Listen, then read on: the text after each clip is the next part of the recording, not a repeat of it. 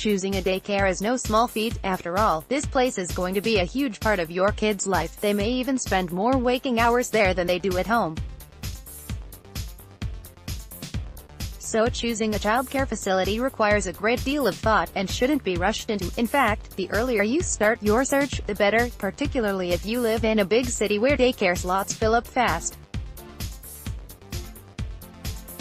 Try to start the process 6 months before you want your child to start at daycare. It might seem like a daunting process, especially if this is your first foray into the world of daycare, but if you're well prepared, you'll feel more in control, and better equipped to make the right decision for your child.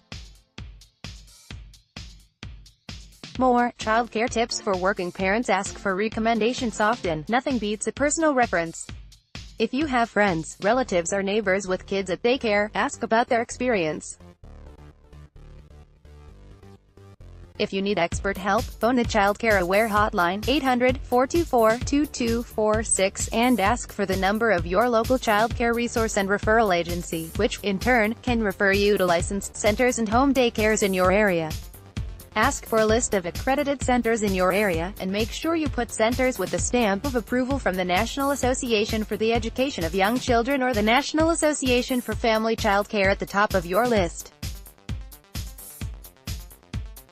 Accreditation isn't everything, of course, but it's a good starting point. Make a short list of maybes. Your short list can be as long as you like, depending on how much time you have to devote to the process.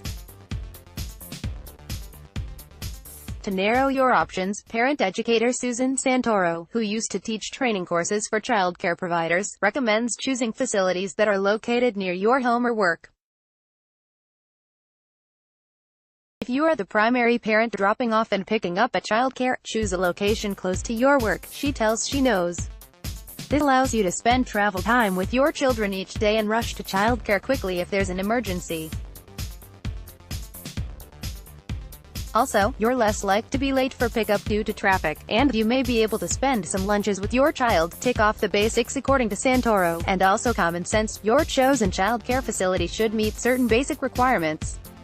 It should be licensed by the county or state, have a low child-to-adult ratio, be clean and well-lit, and employ staff that are enthusiastic and welcoming to both you and your child. Every daycare facility should also comply with your state's minimum standards for childcare centers. Former daycare director Cherry S. Vasquez explains to She Knows.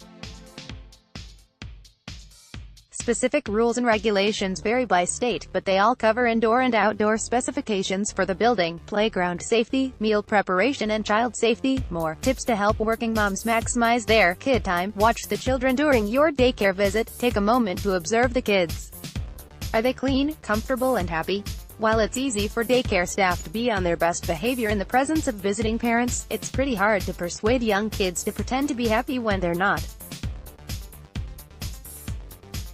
How the kids interact with staff can help put your mind at ease, or trigger an alarm bell. Ask lots of questions. Your child's age, personality and any particular needs should influence the questions you ask on a daycare visit, but it makes sense to arm yourself with a list of basic questions. To help you compare what different facilities offer, Jacqueline Carnaza, owner of Kids Connect in Montville, New Jersey, recommends asking the following questions on a daycare visit. Does the center use a research-based curriculum that is appropriate for both infants, toddlers and preschool kids? Daily activities should include reading, playing, singing and crafts. Boys should be engaging and safe, i.e., no choking hazards. How does the program share information about activities and lessons being taught in the center so parents can reinforce learning at home? What is the education level of the staff? Is there regular communication between the staff and parents?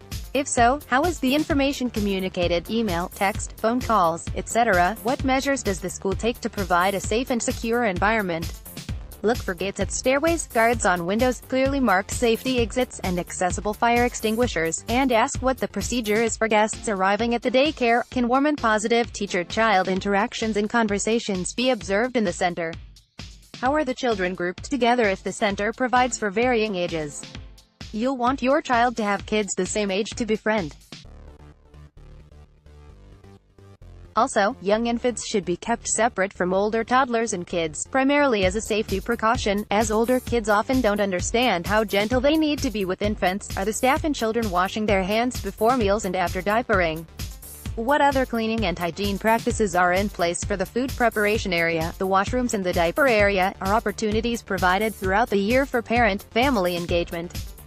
How many staff members have received cardiopulmonary resuscitation and first aid training? More 4-year-old development moments to watch for. Policies, curriculum and questions aside, you have to trust your gut when it comes to choosing the right daycare provider for your child.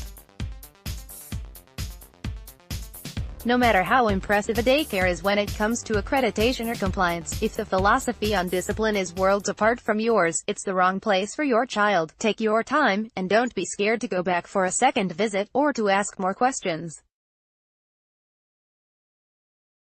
A good provider will appreciate your questions and welcome the opportunity to put your mind at ease.